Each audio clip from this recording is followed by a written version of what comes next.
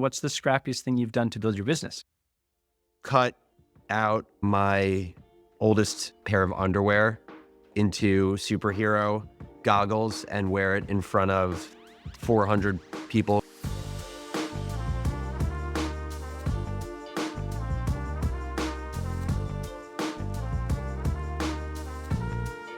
Welcome to Connection Request, the show where we explore creative entrepreneurship, purpose, and the future of work.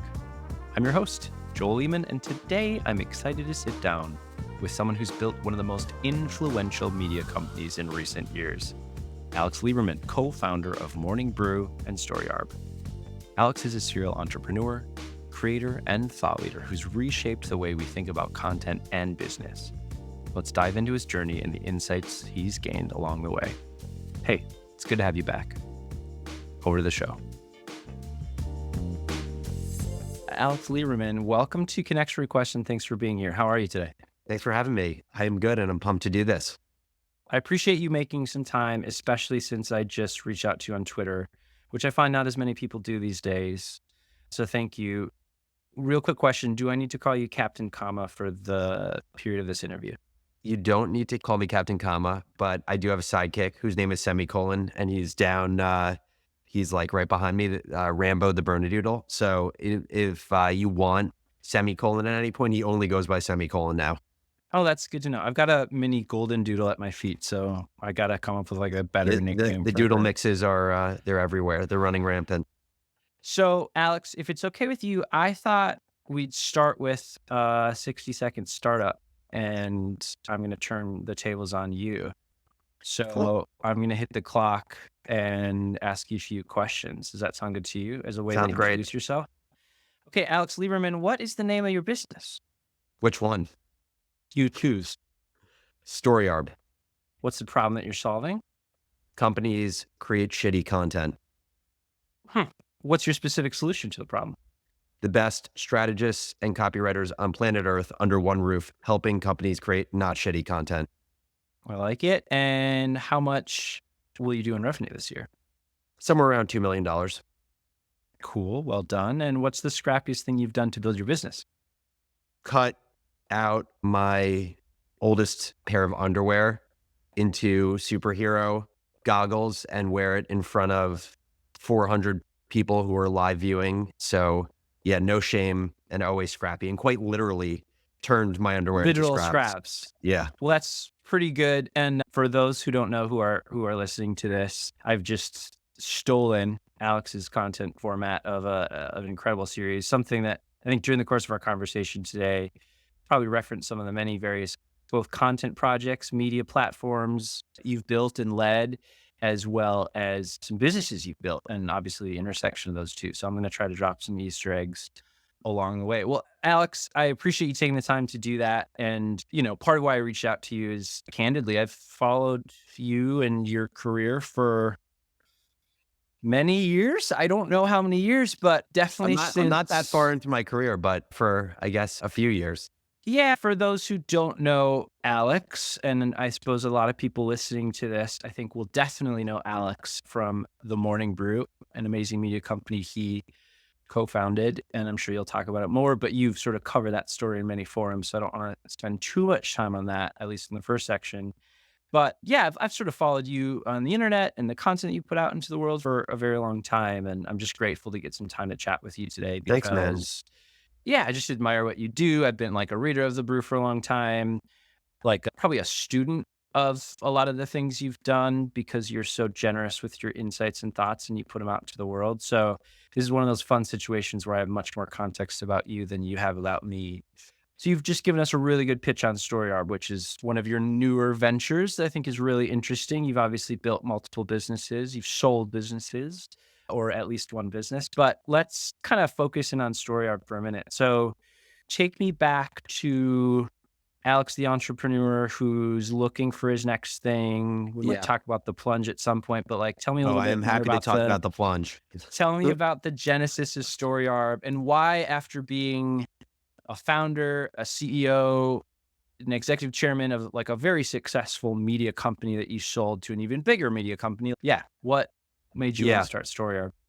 So A big thing that I was trying to figure out after stepping out of the CEO role at Morning Brew was, how am I going to spend my time and how am I going to feel really good about the way in which I'm spending my time? Because I would say towards the end of my tenure as the CEO of the brew, I definitely did not feel nearly as energized by the work that I was doing relative to, let's call it, the first 3 or 4 years. And so, I spent a lot of time just thinking about, why is that? Why was it the earlier days of business felt more exciting to me? And I think a big reason for that was the type of work I like doing, the way in which my brain naturally kind of default thinks caters to the early days of businesses. And what I mean by that is, like, I love storytelling. I love bringing products to life. I love being really scrappy and also thinking about marketing in a really scrappy way. I love when teams feel like family. What I don't love is when a large percentage of thinking starts being more about, like, the company and the organization and less about the product, the customer, or like the people around you. Yeah. And one, I feel incredibly grateful that my co-founder, Austin, was like a perfect stage two CEO. The stuff he Mm. loves thinking about and doing, I think, suited the business really well and afforded me the opportunity to be able to, like, step out of the business without completely, like, rocking the boat and having to go Yeah. find a CEO outside of the company. But so I think, my thought exercise became, how can I get myself into, like, the 0 to 1, or I say the -1 to 1 of business?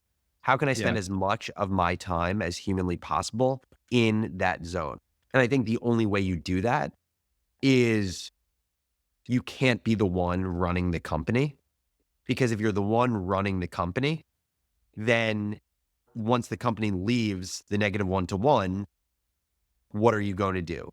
Like, I guess what Yeah. you could do is you could step down and find a CEO at that point. But I would say finding a CEO when the business is like 3 years in, doing millions in revenue, has a full team, and putting that person in and it working is a lot harder than doing it Mm. from day one. Like, I almost think about, like, trying to replace a CEO well into the business is like doing a heart transplant. Like, it Yeah. can work, but, like, if it Yeah. doesn't work, bad things happen. And so that's why, like, with StoryArb, how I thought about the business was, literally one day I was on Twitter and I was looking at just, like, how a number of different founders were getting a ton of traction on the posts they were putting out into the world. It was driving a lot of opportunity for them. I think at one point I saw, Nick Huber, who's at Sweaty Startup on Twitter. It was when he was really talking about his self-storage business, and he was Mm. able to raise a ton of money Yeah. Yeah. to Yeah. buy more self-storage. And I was like, this is incredible. It's like the perfect example, right, of how founder-led content can really drive outcomes in your business. Totally. But at the same time, my thought was, most founders either aren't going to have the time to do this, or most founders aren't going to be great storytellers and writers. Like, Nick Mm. has a specific skill for this, and a few founders do. But, like, that is not, being a great creator and being a great founder are very different skills. And Totally. at that time when I had that thought, it was also, I want to say the thought was probably, it was 2022, I think, when there was, like, the start of offshore businesses really popping up. And what's been interesting to watch is, like, there's been different phases of this kind of offshore renaissance of, like, different Mm. companies launching with offshore talent. And I would say in 2022, it was really focused around short form video editing. It's when, Yeah. like, Viral Cuts came out, Clipped came out, there were a few others. And what I was thinking to myself is, there's a ton of focus and competition in offshore short form video editing services right now. But at least my assumption at the time was, this is a really hard business Mm. because retention is really hard.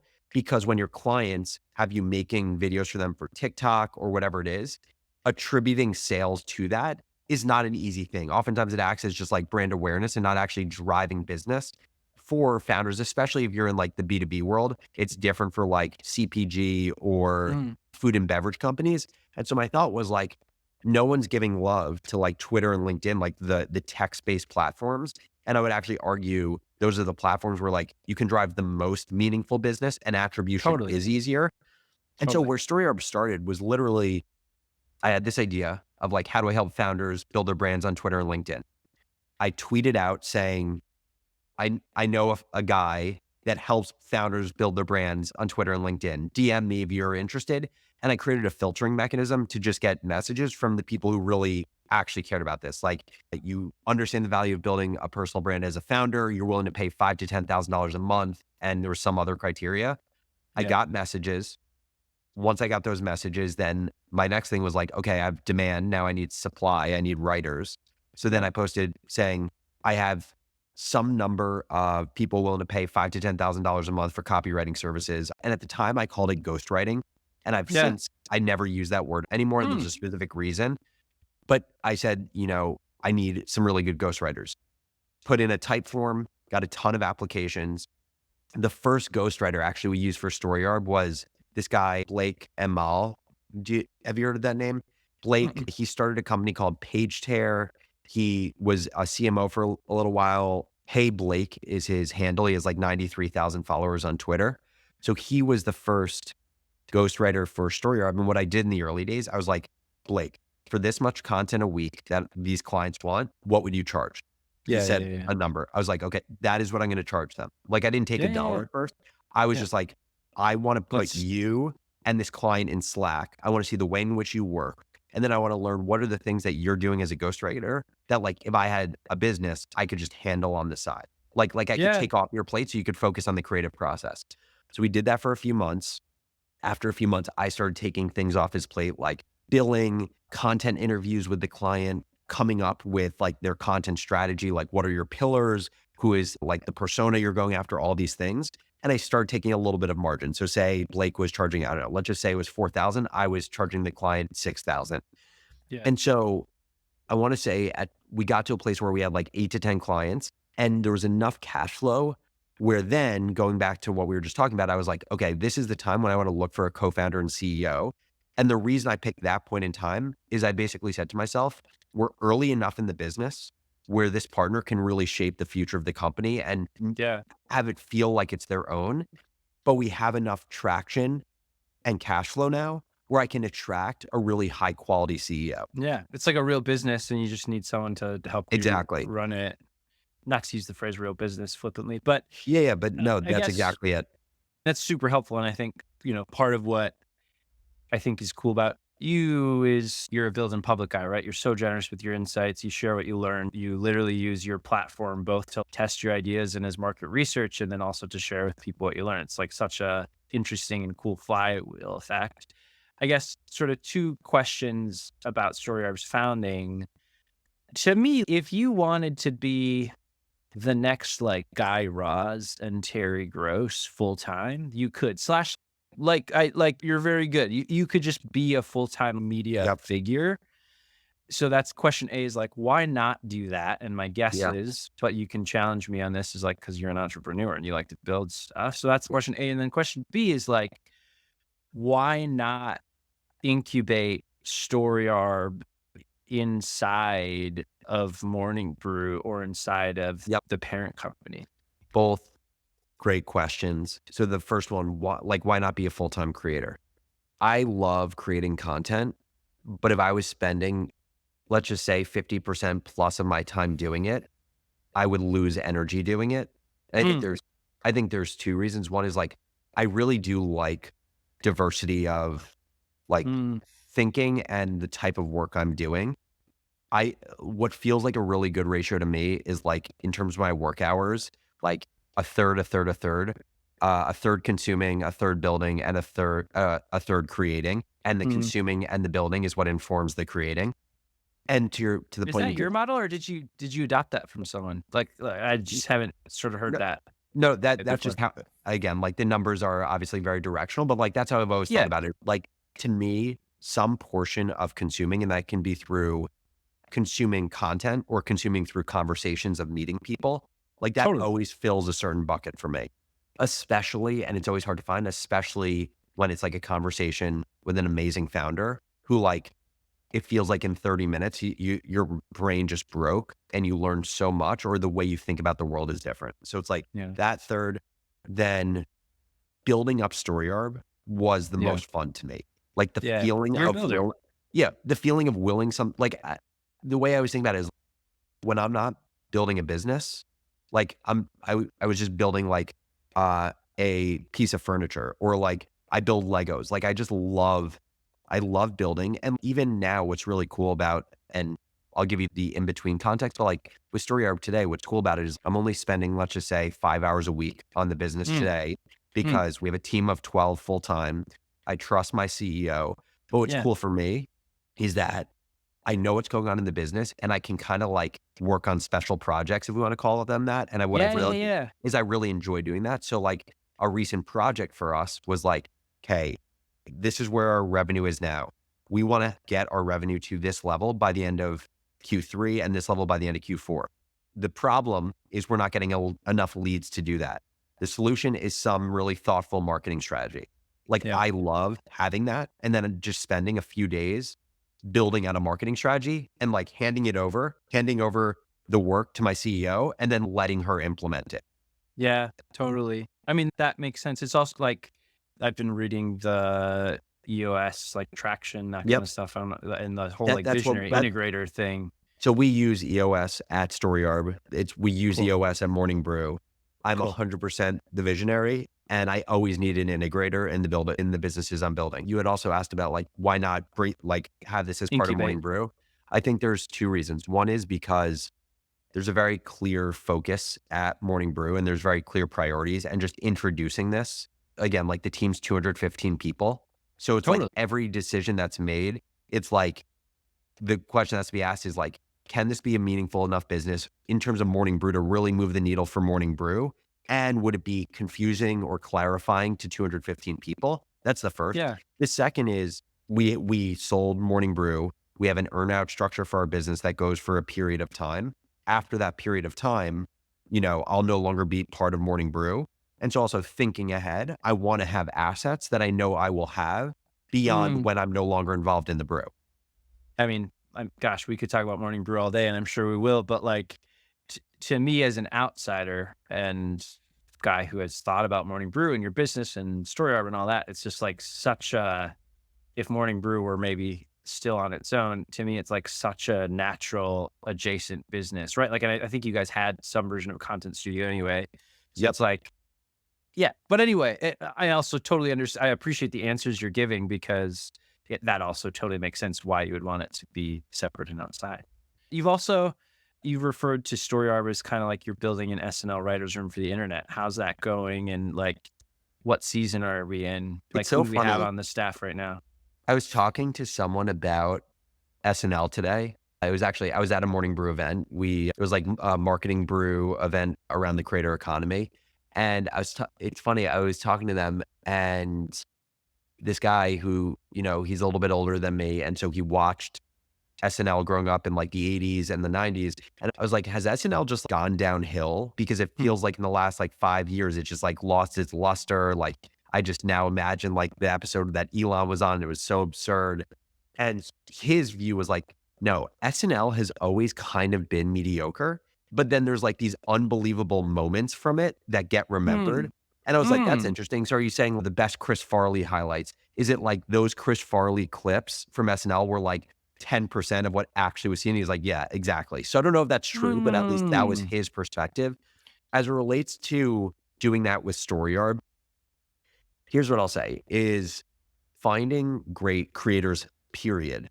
Like undiscovered talent, it's one of the things I'm most addicted to. Like one of my proudest moments in my career was, finding Neil, who's our managing editor for our newsletter, or like finding Dan Toomey, who's like has good work at Morning Brew, like finding these people who they're going to be Tyler massive. Denk, I Yeah, imagine, would yeah, be part of yeah, that yeah. as Tyler well. Dank also. Yeah, exactly. Like to me, that's one of the most satisfying things is like taking people who they've already got the goods and just like giving them Yeah. a platform to grow and then go do Same. their own thing.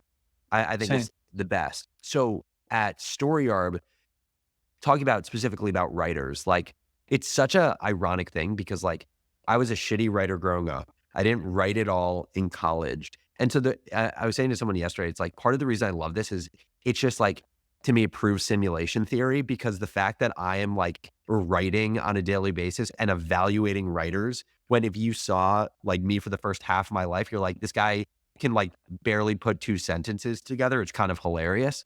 But I think there's two pieces to it. There's the fundamentals of knowing what makes really good internet writing.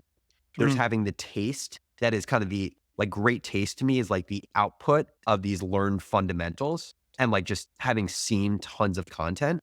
And then there's like a patience piece, which is without fail, it basically takes us yeah, 500 applications to find a single writer at StoryArb.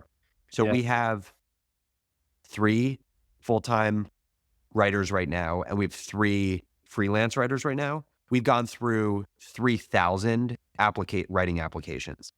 And what's funny is similar to Morning Brew, it was like a similar ratio at Morning Brew. Yeah. And it's amazing how simple the application can be, yet how telling it is within like 2 sentences. Like Mm, I can within 2 sentences of a writer writing a piece of content know whether they've got the stuff. yeah. Well, it's because you Um, put in your 10,000 hours or whatever, right? Like you I've looked, I've read so many newsletters. I've read so many writer applications. And and also it's funny. I was just listening to an amazing interview that, what's his name? Aaron Sorkin, mm. writer of Social Network, obviously tons of other movies.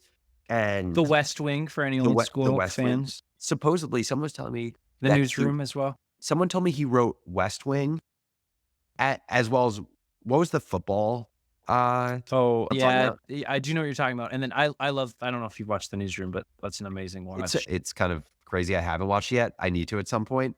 But supposedly he wrote whatever the football thing was Yeah. and West Wing at the same exact time. But anyway, when he is like going about his life and he's talking to people in conversation, he actually it's this weird thing where he has an inability to be present to the conversation because Mm, he's analyzing every conversation or like if he's in a group conversation, he's analyzing the story that's happening and how it can be used for content that he's creating. hmm, And not saying I have this same relationship with content, but like anytime I am consuming content online, there's like there's the consumption and then there's the meta consumption. I'm 100%. consuming it for like what is the like what am I learning? But then especially for people like Sean Purry or Greg Eisenberg, like I'm reading their stuff and I'm being like, what are the tools in their arsenal that make them so their chops so damn good? And then like I put those in the back of my brain and I Yeah. remember those things for myself, but also I look for those things in other writers. Yeah, yeah. I'm nodding along because there's so much that even though you and I have never met, I think as content people and guys who grew up in the internet and all that, like I think we have very similar sensibilities in some ways. And I like the way you're thinking. Thank you, producer Marie. Sports night is the what we're Sports Night, looking there you for. go. Yeah, so Sports Night and West Um, Wing written at the same time. that's amazing. Well, for what it's worth, my thesis on SNL, just to add to the one you said, is like to me, I think everybody has some kind of chapter where of their life where SNL is like the most meaningful and you watch it. So to me, my first time diving into it was, Lonely Island guys, right? Like, and for me, that like I think everybody has kind of their era of when they first Yeah, fell their in love with moment. the show. Exactly. That's how we've always thought about even at Morning Brew. Like that's how we've thought about our Yeah. creators, right? Yeah. Like the way that we do it at the brew is when you start as a creator at the brew, like you start by creating content on Morning Brew's Instagram and Morning Brew's TikTok and then Morning Mm, Brew's main YouTube channel. And the mm, whole idea is like as you find your voice and you find like your quote unquote beat and like the typical videos you create, when you get big enough and when your content clearly resonates enough, we spin you out and you basically mm. have your own channel with like your own media Yeah. company now. And that's what Yeah, totally. happened. That's what happened with Dan Toomey. Dan Toomey started by creating like his good work style videos on the Morning Brew main channel. They were Yeah. crushing it. And we're like, this Yeah. can be an entire franchise in its own right. And it's funny. It's a very topical thing. I don't know if you saw what's been going on with Hot Ones and First We Feast Yeah. about Yeah. right about how BuzzFeed is trying to sell off assets and they were trying to sell this for $70 million, which have a lot of thoughts on this as a franchise. There's a similar story where Sean Evans was just like a junior producer who got thrust into this franchise, and he became the face of like this totally separate media company. 100%. And I mean, Hot Ones is, let's be honest, whatever value is left in BuzzFeed, RIP, it's kind of propping it up. That's a different conversation, which I would love to have as a part two, but I want to be respectful of your time. Do you have 10 or 15 more minutes? Yeah. I realize we're Yeah. sort of No going worries. long, but it's an engaging discussion. One thing I'll Totally. say quickly is what I like about your a third is my mentor always who's more seasoned and wise in her years than I am. She talks a lot about portfolio careers, and she's of a different generation than I think us, which is like, I think that's even more of a new phenomenon than it is for like us as people who have seen the gig economy and freelance and all that kind of stuff. And I just think if I'm making bets on something, I think it is going to be the way of the future. Yeah. But that's Yeah. that's It's a funny. Kat Cole, who is the president of Athletic Greens, AG1, Mm. she's always, she wrote a piece online about this, but she always talks about like portfolio of purpose. And when you think about your purpose, you should be thinking about it as like a portfolio approach and yeah. and potentially not having all of your eggs in one basket or in one part of the portfolio. I mean, I totally resonate with that. So we haven't, you don't know me that well, but like I spent my entire year in corporate, right? So I was in sort of big global corporations, and I poured my life into those Yep. places, right? So my entire identity and workday and all that was kind of wrapped up in them. And then because I didn't really have any other anchor points, at least professionally, if I had a bad day at the office, I was just like, man, my entire ego and emotions is just thrown off. Whereas like, and theoretically, this is a podcast about career journeys and how to do different things with your career, although it's about many things. And to me, I think that sort of de-risking your portfolio, even if it's like, I've got a full-time job and I volunteered a nonprofit, or at Totally. nights I play soccer, like whatever that is, it's like, make sure that no one person or institution sort of owns your life. Yeah. Exactly. 100%. And to me, it's like, look, I think a lot of people will suggest that like at some point in your career, you have to cut off options and go all in on one thing, which I Mm, don't necessarily disagree with that. Like when we were focused on building the brew, like that was yeah. all I did. But I think it's important to be clear eyes to like the trade-off of that, which is when I stepped out of the brew, I was incredibly disenfranchised, had no Mm, sense of identity, had to mm, completely refine who I was outside of the brew. mm. And I think I would argue, even when there's something that's your focus, kind of the point you made, maybe you're not diversifying your purpose portfolio from a professional standpoint, but Yeah. from a personal standpoint, it's like, yeah, I don't know. I build Legos now. I'm trying to learn keyboard and I'm still horrible at it. Or there are other ways to engage, even if it's not in a professional capacity. Yeah, I think that's really well said. Well, Alex, we have to talk about Comic-Con because that was one of the reasons I reached out Yep. to you originally. First, just like give me the kind of overview and pitch of what Comic-Con is, who it's for, Yeah. and then we'll get into a little bit. So going back to Tyler from Beehive, who you mentioned, something I've always admired about what they're building is the way in which they do marketing and organic marketing. And the way I've always described it is like they've taken drop culture that was kind of like made famous in the sneaker world and they've Yeah, brought that to software, right? So yeah, basically, every yeah, 2 weeks since Beehive launched, they have a Blitz package. And that Blitz package is they release a new product feature and that has like an animated video. Tyler talks about it. His investors retweet it. His team does, right? Like there's all this noise around this like artificial schedule they created to yeah, keep Beehive top of mind.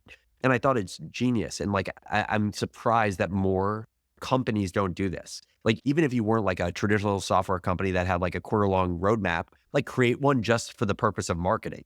And, yeah. Well, and it's like just to chime in, it's literally like agile software development meets exactly. marketing, right? And Yeah. like you said, it's a pretty simple concept, but no one really does it. It- I think that's a and so, really good way to and frame so it. basically, I watched this and I just had this observation in my head. And I was like, whenever I launch my next company, I'm going to draw inspiration from this. Hmm. And so then with StoryArb, something that I thought about was like, what does our Blitz package look like? And how can I take it to the next level? And so what I basically thought about was like, what if we think of StoryArb and all of the content that we offer to our customers? And what if we, on a monthly basis, drop a new content type that we offer to our customers?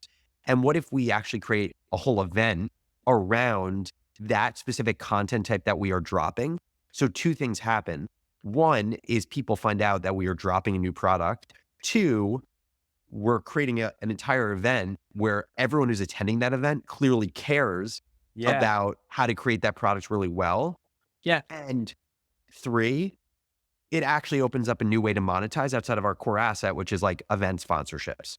And Mhm. so the whole idea with Comic-Con is that this is going to be a monthly content festival. We started with newsletters and we have it planned for basically the next 12 months. Every month is a different content format, whether it's executive social, whether it's company social, whether it's, blog and SEO, whether it's like every type of content format.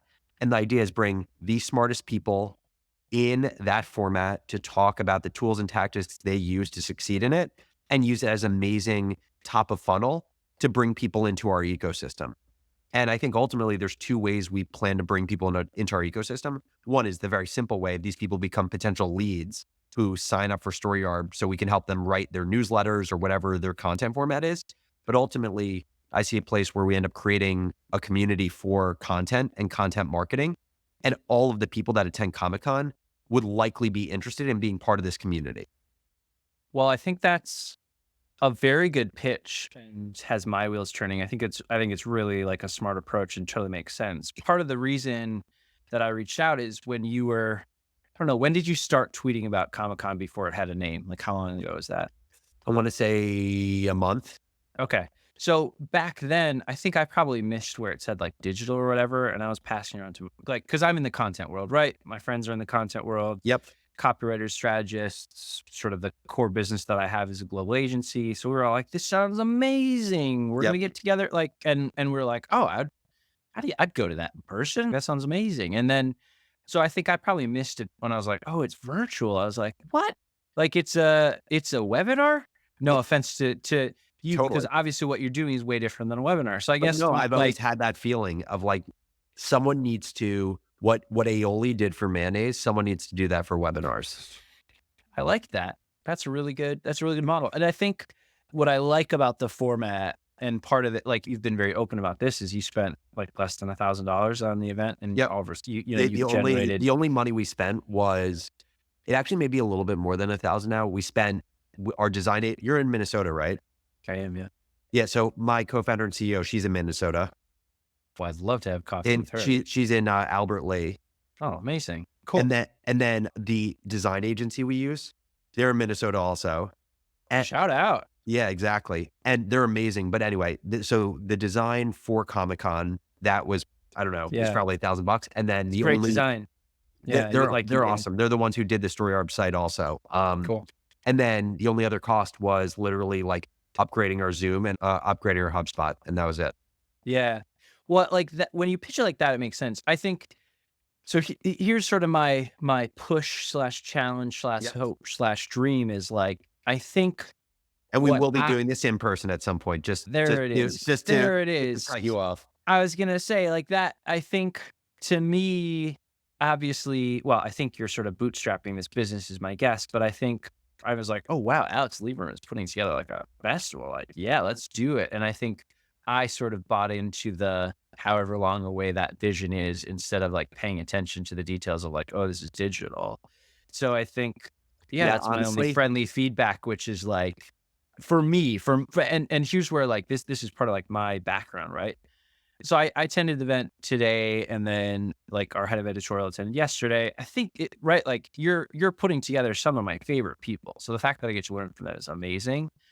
I think for me as a person who like went through COVID and we had to pivot everything to digital, and then after that, I think everybody sort of came out of that.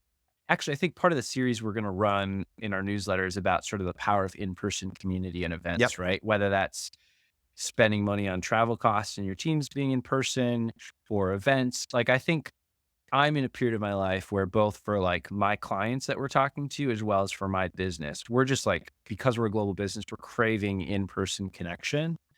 And so I think count me up as like signing up to be or whatever Yeah, attendee, maybe a sponsor if we grow big enough by that time for when it's in person. I definitely want to do it in person. I honestly, I can't think of an amazing in-person content conference. Like the only one I can think about is like VidCon Yeah. for creators. Do you know any? I'm curious because I want to learn more. Well, I was going to say, actually, there's a great opportunity because for my money, one of the best content strategy conferences that ended up turning into like content design and UX and like all sorts of things was called Confab. And it was usually hosted in Minnesota. And then they had others, but they brought it to an end a few years ago. So to me, you have a real opportunity to sort of like fill the space that they had. Yep, And I've then I seen guess this. beyond that, there's like content marketing conferences. There's basically I think you have a real opportunity and space to fill. And I think like obviously just because of who you are and your profile and the team you have and the relationships and the network effect, right? Like I think you have a real opportunity to like I think you could do this in person very soon.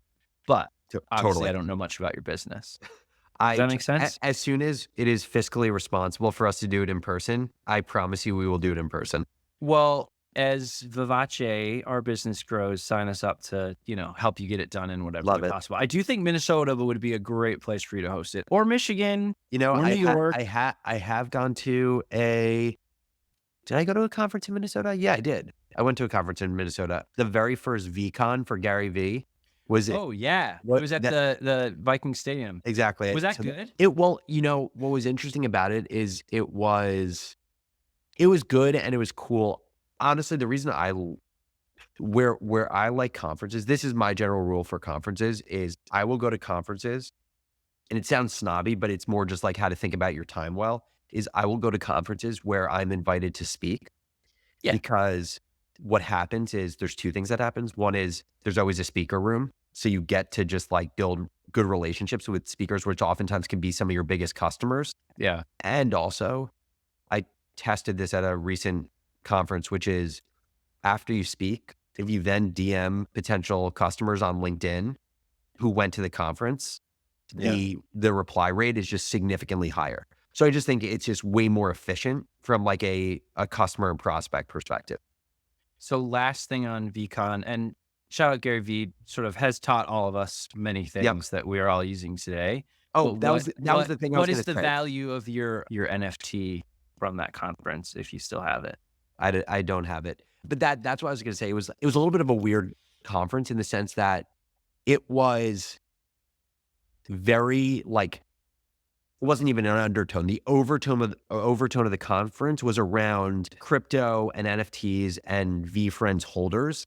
Yeah, And I think the issue with that is like what makes a community so valuable is like a shared interest, a shared understanding, and or a shared goal, like something like that. And it's like when Morning Brew, when we first created a Facebook group for some of our top readers, totally. that was those were our most passionate readers, but they can't talk about Morning Brew 24 hours a day, which leads to like a really hard diluted place for conversation because you have a Yeah, lot of people interested in a lot of very different things. And this is why I'm always yeah. interested in going more niche with things. So I think that was the struggle of the conference is having a lot of VFriends holders. That was the shared commonality, but there wasn't a shared psychographic that really acted as the anchor for what people were there for. Yeah, I think we can safely call that conference like a part of the NFT boom, Right. like Totally. and the Gary V fan community, which is a very real thing. Totally. Last question. I think we're gonna have to save the plunge for a future time, but if Sounds people are good. It's wondering okay. why I keep Round talking two. about plungers, just go Google the plunge because you've been really open and honest about that business. You've already kind of shared some of the questions I was gonna ask. So Yeah, plungers, I think the plunge. is the website still around? I'm just even checking. Just Google Alex Lieberman, The Plunge, Yeah. and or we will link your Twitter thread, tweet, X, whatever in the Yep. show notes because it's a really interesting story. So Okay, I just have one last question before I get to kind of our closing rapid fire. So like this show, it's called Connection Requests. And like part of it is because I get to ask some of my favorite people who I think are really smart, just like for advice and learning. And like I get to help my audience build ideas and understanding about how to navigate their own careers and businesses and life. So I'm sort of a new entrepreneur, right? As I told you, I sort of spent my life in corporate. I've been out for a year. And then now we have this, my co-founder and I, who's in the UK, we have this global agency, which has been super fun. But in the past few weeks, I think I've really started to find my entrepreneurial spirit, which is fun. But then I'm also like, some of the loved ones around me are like, Joel, you're a little manic right now. Or like, Joel, like, what are you talking about? Or what are you, whatever. Yep. And I even like, I've described it as like, I feel like I kind of have Adam Newman vibes right now in a way that I don't totally love. But I guess my question to you is like, what advice for a newer entrepreneur would you give? Like, do I lean into that? Do I lean out? Do I like what advice would you give me as sort of a newer entrepreneur? That is a very interesting question. Well, what I'd say is if you're actually worried that you're having manic episodes, I'd talk to someone you trust. The Great advice. the second thing I would say is, it's interesting. One of someone who I've become friends with is Andy Dunn, who started Bonobos, Mm, the fashion company. He sold it to Walmart, yeah. and he wrote an amazing book called Burn Rate, and it was all Mm, about he actually is bipolar. He suffers from bipolar disorder, and he talked about his manic and depressive episodes during the mm, journey. But mm, the reason I bring it up is he talks about there's like this nirvana that bipolar people would experience in building. That he's like, yeah. if you could just bottle it up, that is the perfect way to feel in building a company. And it's described as hypomania. So it's not Yeah. manic, it's like a level below where you just have this, it almost feels like you have this non-painful fire under your ass at all times. Like Yeah. you're like the Kool-Aid man running through a wall. And he's like, that's what hypomania felt like for me. He's like, if Mm, you could bottle that up, that was the best feeling. And so I think embracing the energy that comes yeah. with the entrepreneurial journey is amazing. And the other thing I think to realize is that that is not the only emotion you're going to experience in the journey, of course. And so I Totally. think this is why I think like it's so important for entrepreneurs to have the emotional tools to both embrace the happy moments and like the kind of hypo manic moments, et cetera, but also realize that there will be moments of loneliness. There'll be moments of disappointment. There'll be moments where like, I mean, you question, are you actually good at this thing? Like, could someone else be better at building this than you? Like all of those things come up for founders. I think understanding that every feeling is valid, every feeling serves a purpose is so important. And I think having self-awareness of what behaviors are prompting those emotions is Yeah. really valuable as well. So to me, less interesting to me is like the fact that, Joel is acting super energetic some days. And it's more about like what happened in the hour that you were feeling energetic, the Yeah. hour before and the hour after, and what Mm, can we learn about that to better inform how you spend your time in a wiser way next week in an yeah. area that really sits within your zone of genius, because that's where you should be spending most of your time. Yeah. Wow. What that's really, really, really, really helpful. And I think, yeah, I'll just add on to that, that I feel like anyone and everyone, like I think our generation thinks about and talks about mental health much more than others. And I think you did a really eloquent way of sort of describing like how to tie together taking care of yourself and your mental health and but also protecting like whatever the thing is that makes you special. That's a really thoughtful answer, Alex, and I appreciate it. Glad it was helpful. Um to round things out, are you ready for one last kind of rapid fire? But this time it's my own rapid fire. I'm I ready just for want to it. throw some content questions at you. Does that sound Cool. good? Yeah, let's do Okay. it. Alex, if I gave you an unlimited budget to make your dream content project, documentary, film, TV show, anything, what would you make? Pixar movie. It would be called Rambo, and it'd be about a dog who suffers from social anxiety because he joined his family from Utah during the pandemic. So he didn't really see any other dogs. And for the first time ever, he's brought to this very scary, unfamiliar place, aka doggy daycare, where while his parents go away for the weekend. And he meets a whole host of characters, mean dogs, nice dogs, dogs that look mean, dogs that look nice. And he goes through the experience of at first judging these books by their cover, but ultimately building really special relationships, so much so that he's excited to see his parents when they come home, but also feeling like he has new friendships that he feels grateful for. And the whole irony of the whole thing is that even though his parents were only gone for like a few hours, it's the entirety of the whole movie because for dogs, it felt like weeks. Follow-up question, have you written a treatment or I I that's have just not. It's just that been sitting in was my that head. off the top of the dome? It was. Wow, okay. Incredible. Let's keep going. Who are 2 dream guests on your shows that you haven't been able to book yet? One would be I can't believe that you had such a thoughtful answer for the Pixar movie. yeah, Sorry, I don't nope, mean to editorialize here. I wanna yep, give you the yeah, space. now you know what my brain focuses on. Um, One would be to be able to have a conversation with my dad who passed away 10 years ago, and the Mm, second would be this is such a weird answer, but it's what comes to mind. The the rabbi who married my wife and I, not because I'm religious, but because I can tell from our conversations, there is so much wisdom bottled up in his body. oh my goodness. Wow. What form of content haven't you created yet that you'd like to? I have created on YouTube, but I feel like I'm still in the first inning. What's the single best piece of content you've consumed this year? That's the hardest question. I've consumed so many good pieces of content, but Or one of? I mean, this is a weird answer, but it's the one that I'll never forget. Is there's a video of a mom that went viral on TikTok. She was diagnosed with stage 4 cancer, and she made a minute and 50-second long video, basically addressing her family that would only get published if she passed away and when she passed away. And it starts with basically saying, "If you're watching this, I'm gone." Yeah.